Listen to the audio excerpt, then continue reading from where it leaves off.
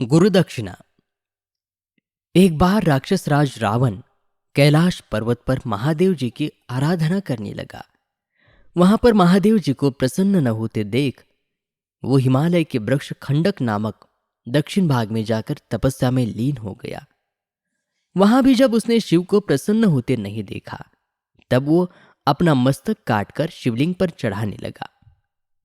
9 मस्तक काटकर चढ़ा देने के बाद जब एक मस्तक बचा, तब शंकर जी प्रसन्न हो गए और बोले, हे राक्षस राज, अभीष्ट वर मांगो। रावण ने कहा कि हे महादेव, आप मुझे अतुल बल दे और मेरे मस्तक पूर्ववत हो जाए। भगवान शंकर ने उसकी अभिलाषा पूर्ण की। इस वर की प्राप्ति से देवगण और ऋषिगण बहुत दुखी हुए। उन्होंने नारद जी से पूछा, नारद जी, इस दुष्ट रावण से हम लोगों की रक्षा अब किस प्रकार होगी? नारद जी ने कहा, आप लोग जाइए, मैं इसका उपाय करता हूं। और ये कहकर नारद जी जिस मार्ग से रावण जा रहा था, उसे मार्ग पर बीना बजाते हुए उपस्थित हो गए और बोले, राक्षस राज, तुम तो धन्य हो।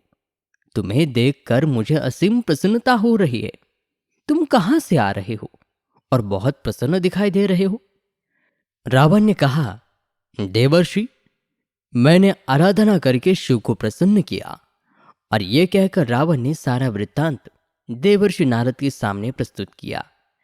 यह सुनकर नारद जी ने कहा, राक्षस राज, शिव तो उन्मत्त है। तुम मेरे प्रिय शिष्य हो, इसलिए मैं तुम्हें कह रहा हूं, तुम उस पर विश्वास मत करो और लौटकर उसके दिए हुए वरदान को प्रमाणित करने के लिए कैलाश पर्वत को उठाओ। यदि तुम उसे उठा लेते हो तो तुम्हारा अब तक का प्रयास सफल माना जाएगा। अभिमानी रावण देवर्षि नारद की बातों में आ गया और लौटकर कैलाश पर्वत उठाने लगा। और ऐसी स्थिति देखकर शिवजी ने कहा, यह क्या हो रहा है? तब पार्वती जी ने हंसते हुए कहा, आपका शिष्य आपको गुरु दक्षिणा दे रहा है। जो हो रहा है वो सब ठीक ही है। ये अभिमानी रावण का कार्य है।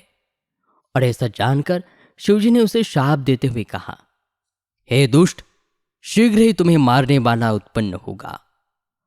और यह सुनकर नारद जी वीणा बजाते हुए चल दिए और रावण भी कैलाश पर्वत को वहीं रखकर विश्वस्त होकर चला गया।